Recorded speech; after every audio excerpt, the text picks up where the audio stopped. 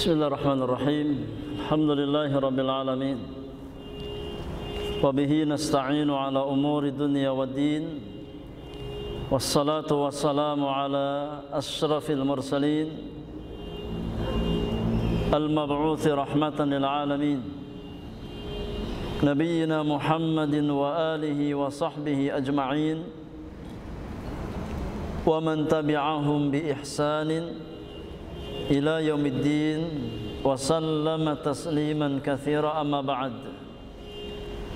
Jemaah yang Allah muliakan, kita melanjutkan pembahasan dari kitab Umdatul Ahkam, buah karya Al-Imam Al-Hafidh Abdul Ghani Al-Maqdisi rahmatullahi ta'ala alaih, rahmatan wasi'atan.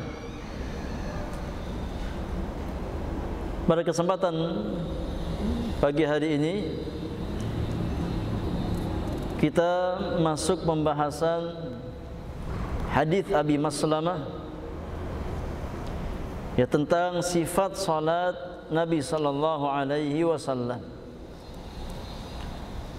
Berkata penulis rahimahullahu ta'ala, an Abi Maslamata Sa'id bin Yazid qala, dari Abu Maslamah Sa'id bin Yazid radhiyallahu anhu, beliau berkata, Sa'altu Anas ibn Malik radhiyallahu anhu, aku pernah bertanya kepada sahabat yang mulia Anas bin Malik radhiyallahu anhu wa ardhah, seorang sahabat yang dijuluki dengan julukan khadim Rasulullah sallallahu alaihi wasallam, pelayan Nabi sallallahu alaihi wasallam. Karena Anas bin Malik, ya, dari awal ketika Nabi datang ke kota Madinah sampai Nabi yang mulia wafat, Anas senantiasa berkhidmah kepada Rasulullah sallallahu alaihi wasallam, ya, sehingga beliau dijuluki sebagai khadim Rasulullah sallallahu alaihi wasallam, pelayan Nabi yang mulia alaihi salatu wassalam. Sa'id bin Yazid pernah bertanya kepada Anas bin Malik radhiyallahu anhu, akana an-nabiyyu sallallahu alaihi wasallam yusalli fi na'laihi, apakah dahulu Rasulullah sallallahu alaihi wasallam pernah salat, ya, menggunakan kedua sendal beliau? Ini salat dalam kondisi mengenakan sendal, tidak dilepas sendalnya oleh Nabi sallallahu alaihi wasallam. Qala, kata Anas, na'am, iya.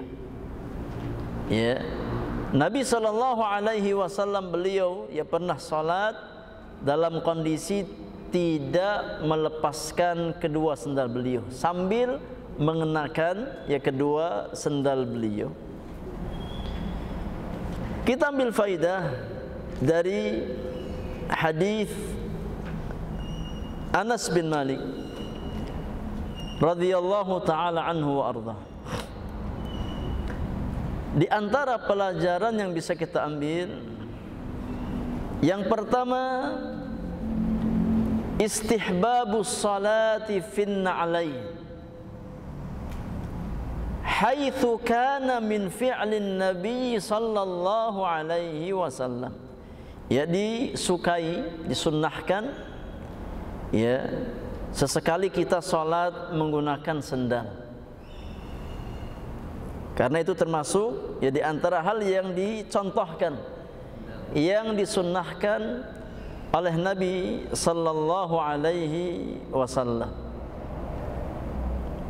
ya.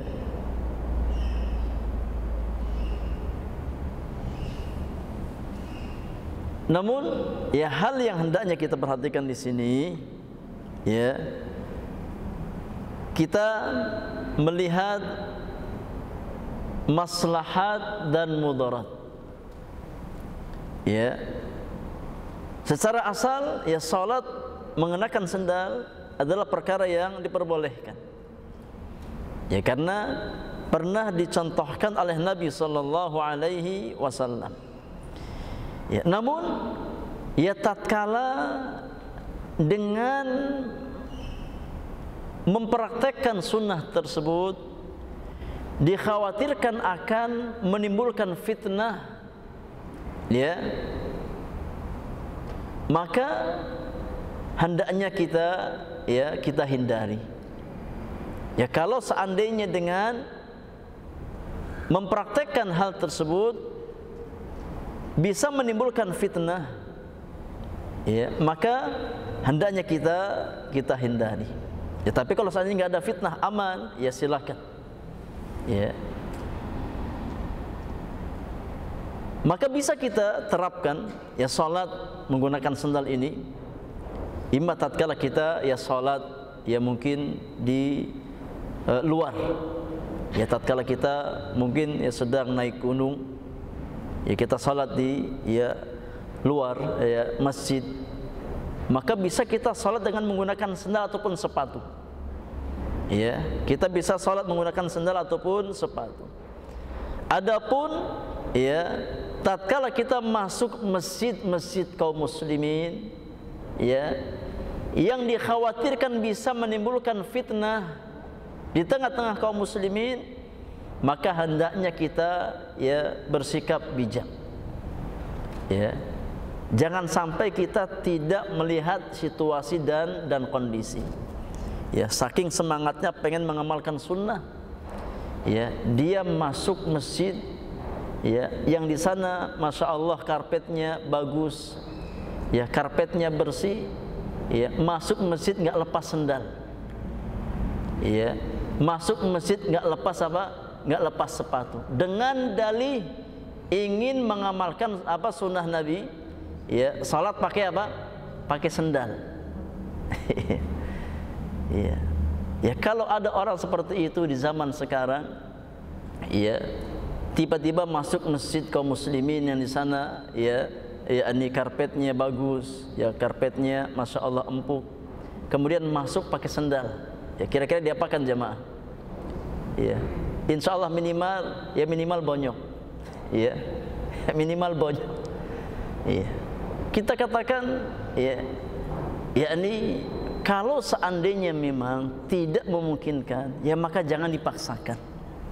Ya, jangan sampai niat kita ingin mengamalkan sunnah, ya, salat memakai sendal, ya, tapi tidak melihat situasi dan kondisi. Ya, kalau memang masjidnya ya terbuat dari ya pasir atau mungkin tanah, ya bisa kita praktekkan. Ya, atau mungkin ya di sana memang ya hal yang lumrah, ya, orang masuk masjid dengan menggunakan sendal, ya, maka bisa kita praktekkan.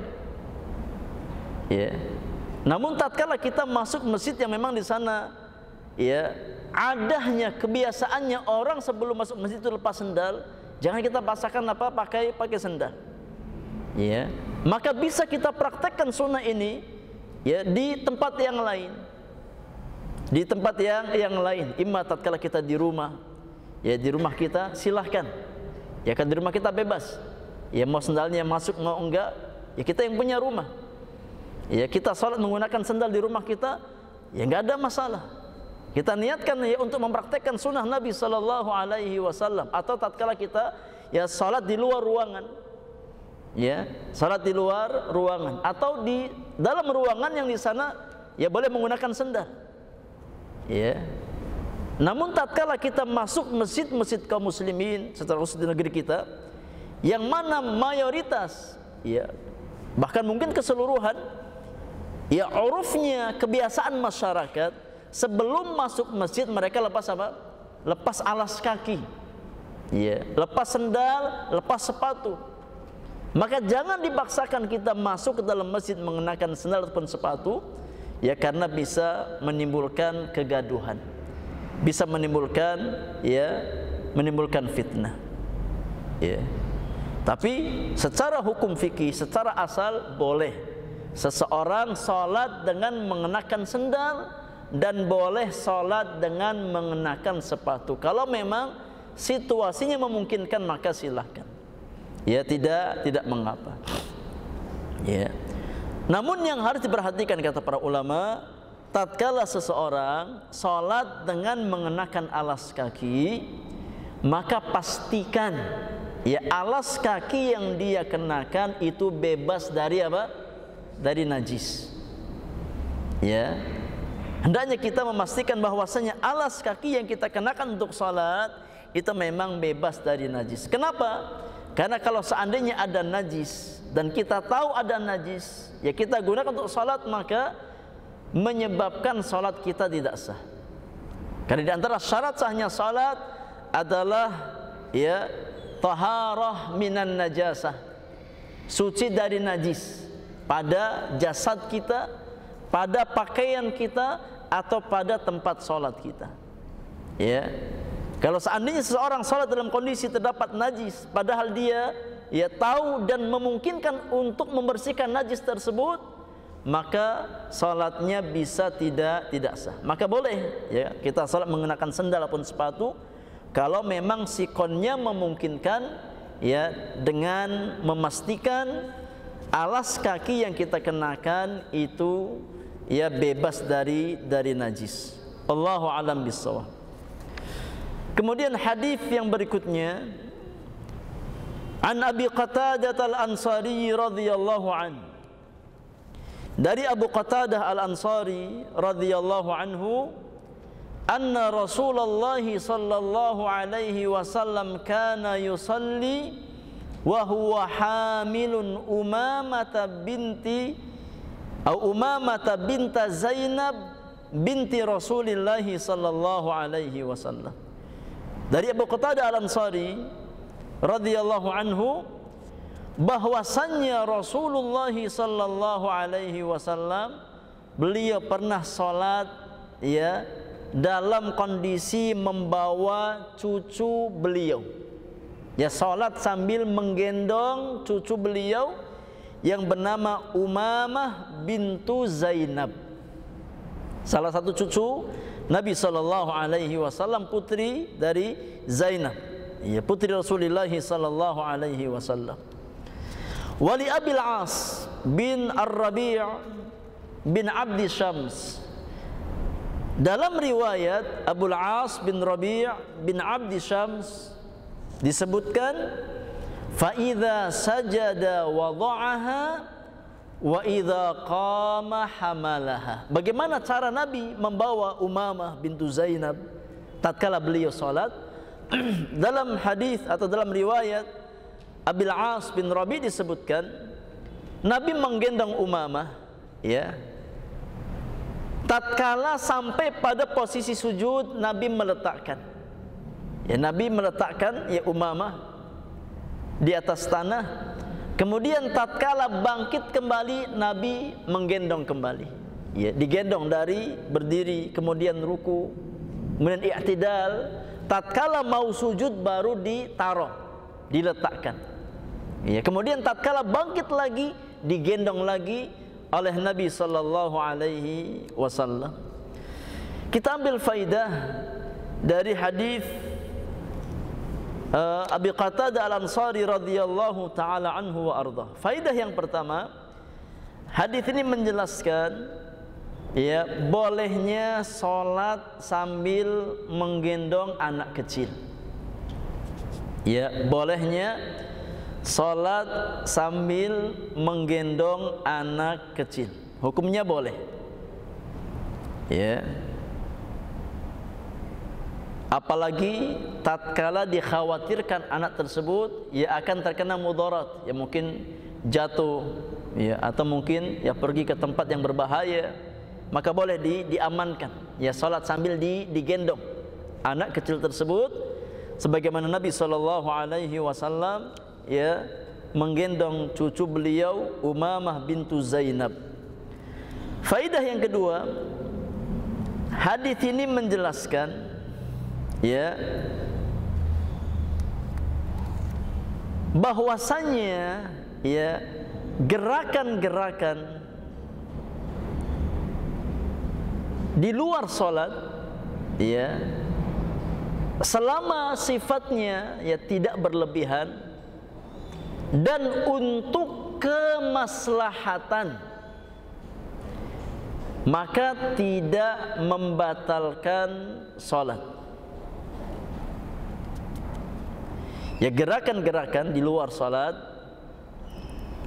ya selama tidak berlebihan dan untuk kemaslahatan. Ada maslahatnya, ya bukan untuk hal yang sia-sia, maka gerakan-gerakan tersebut ya tidak membatalkan salat.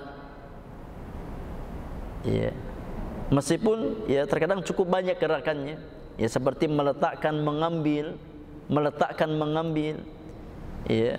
Kalau seandainya salatnya 4 rakaat, maka minimal ya gerakannya berapa?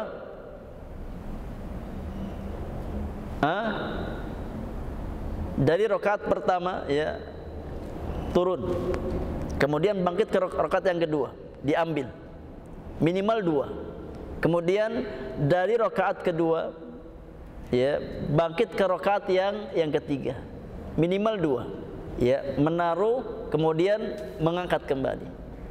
Kemudian dari rakaat ketiga ke rakaat yang keempat, minimal 2, jadi totalnya 6, ya, dan itu cukup banyak, ya. Maka meskipun gerakan itu cukup banyak, ya selama memang ada kemaslahatan, maka tidak membatalkan salat seseorang, ya, tidak membatalkan ya salat seseorang. Di sini jemaah yang Allah muliakan, ada satu faidah ya yang dibawakan oleh Syekh Al-Bassam rahimahullahu taala, bahwasanya para ulama mereka membagi ya gerakan-gerakan yang dilakukan seseorang di dalam salatnya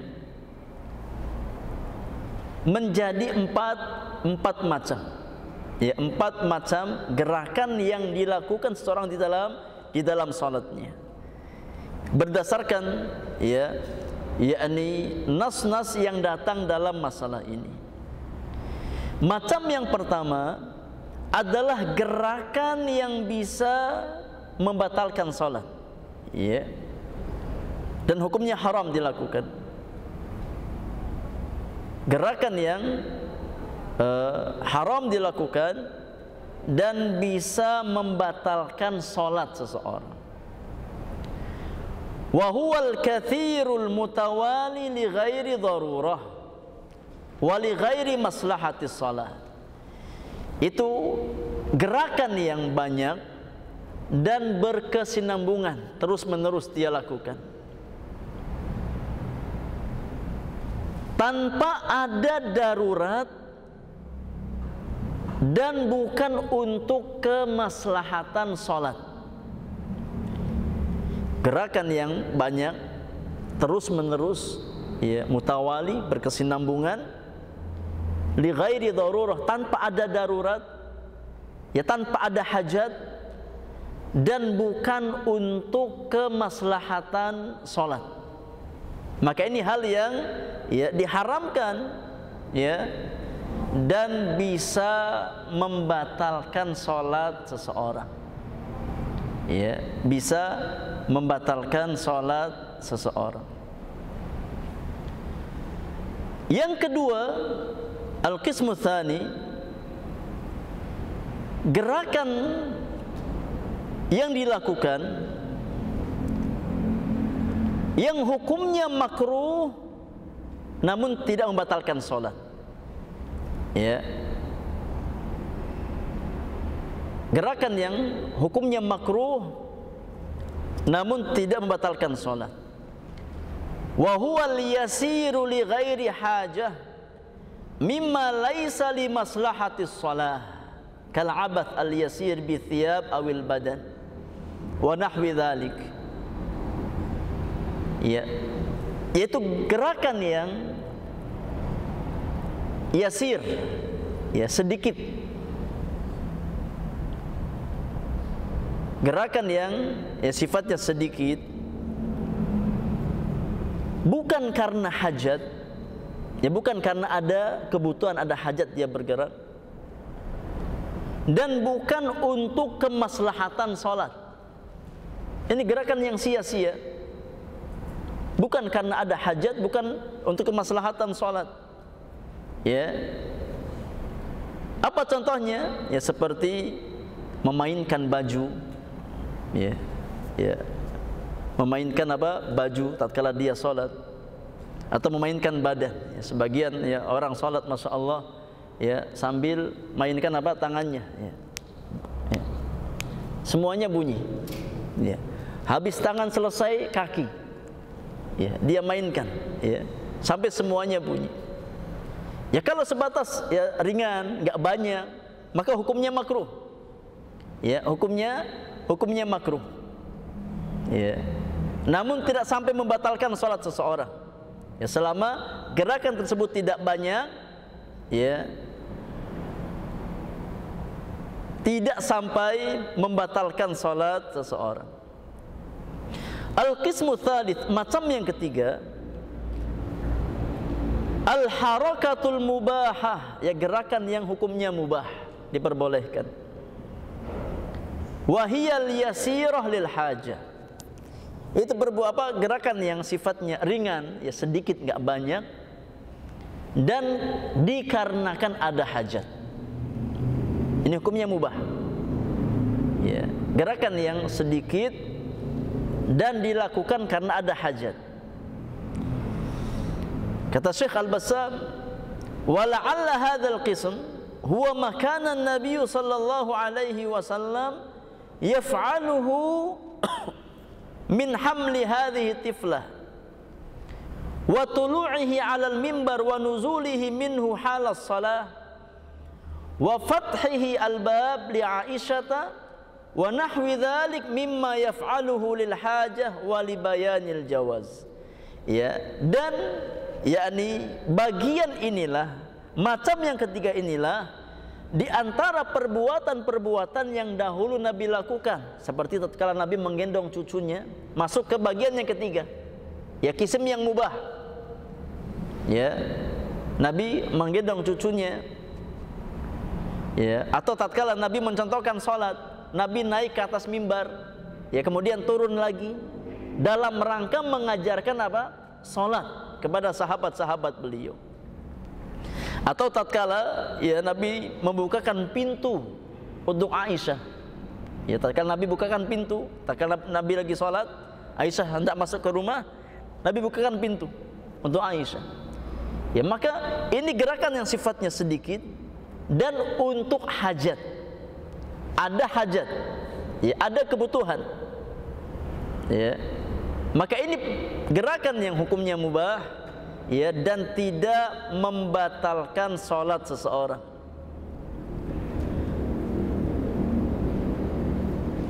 Al-qismur rabi', macam yang keempat adalah al-harakatul masyru'ah, gerakan di dalam sholat yang hukumnya masyru' disyariatkan. Wahiyallati yata'allaqu biha maslahatus shalah, itu gerakan-gerakan yang terkait dengan maslahat salat seseorang. Kataqaddum lil makanil fadil wadunu li saddi khalalis sufuf.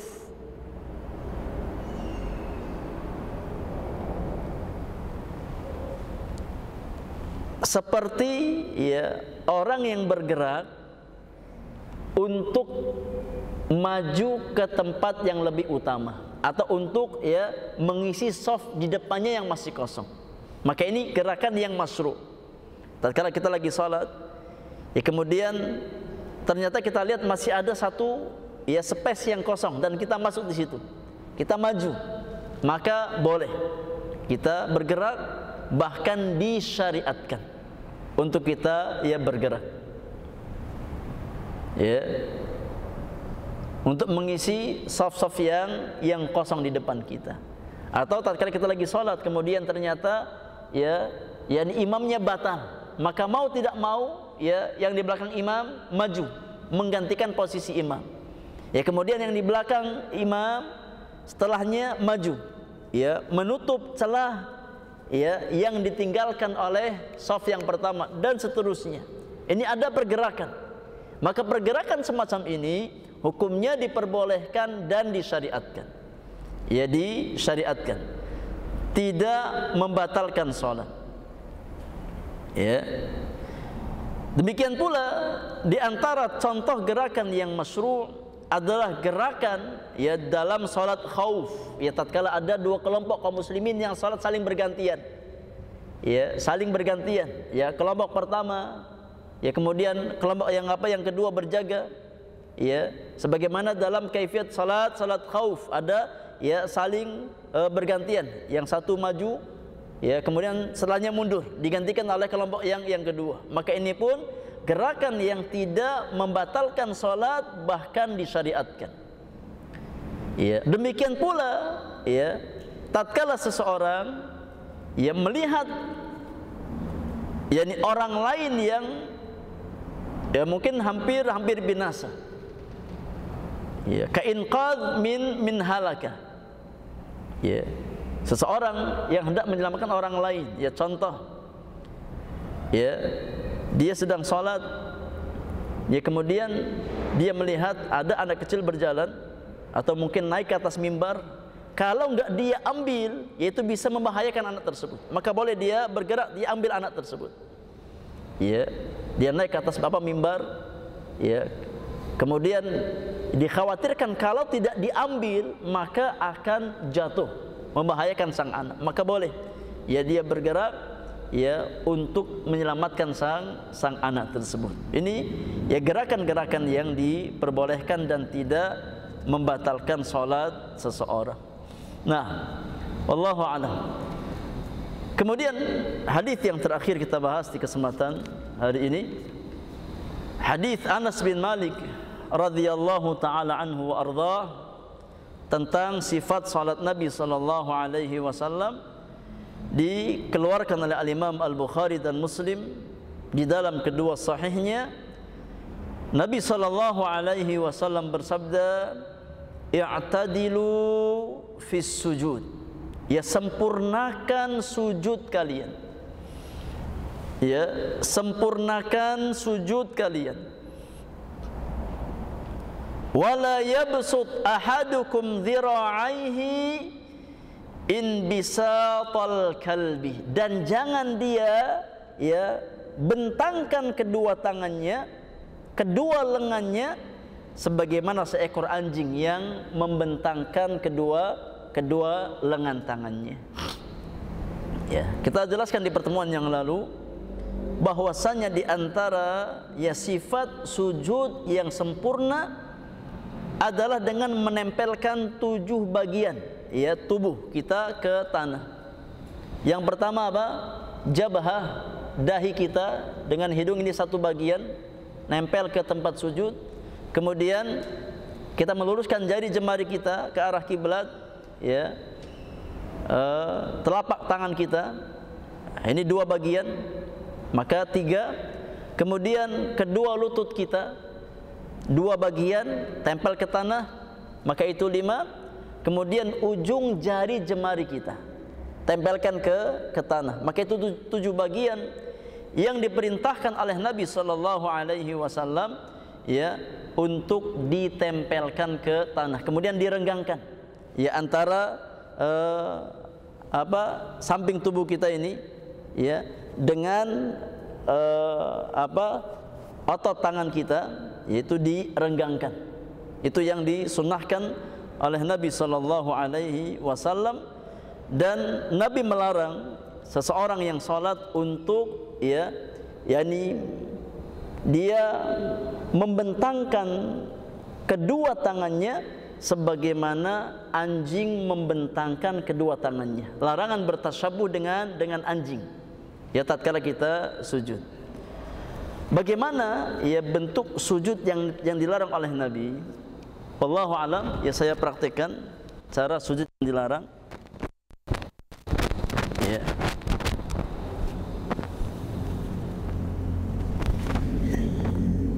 Kurang lebih seperti ini.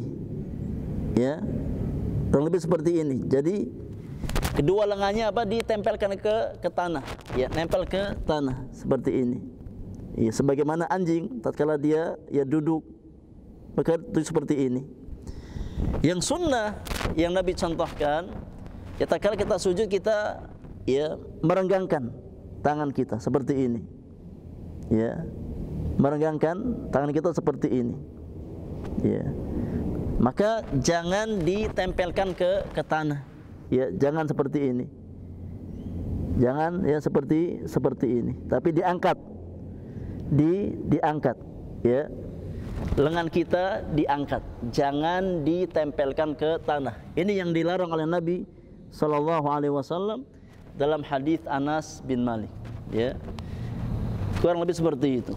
Allahu a'lam.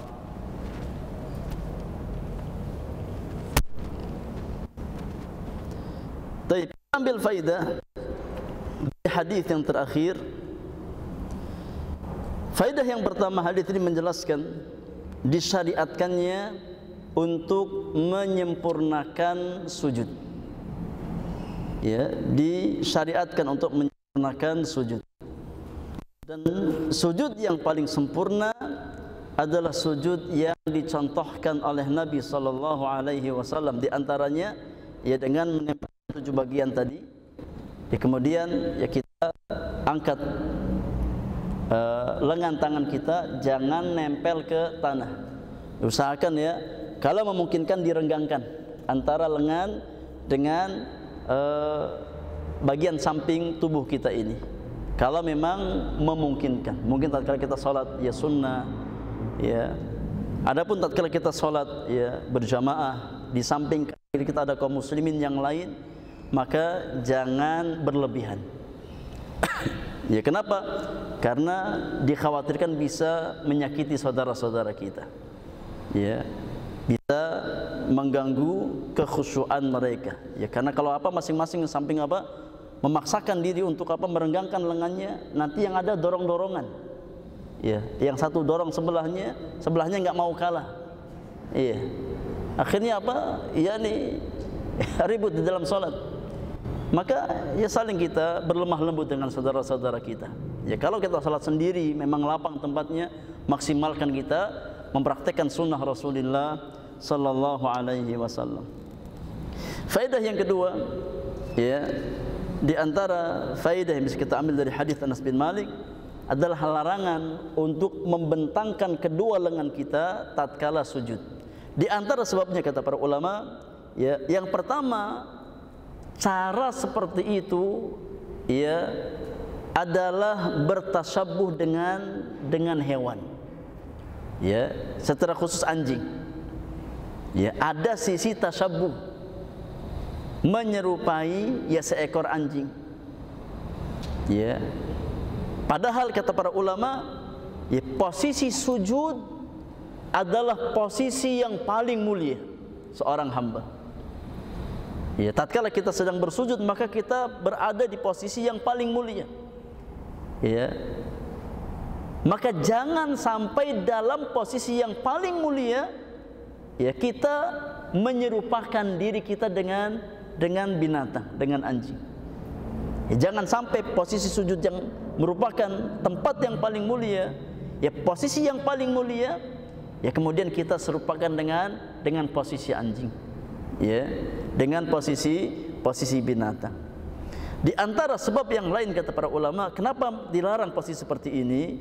Di antara ilahnya karena posisi seperti itu ya merupakan tanda kemalasan seseorang.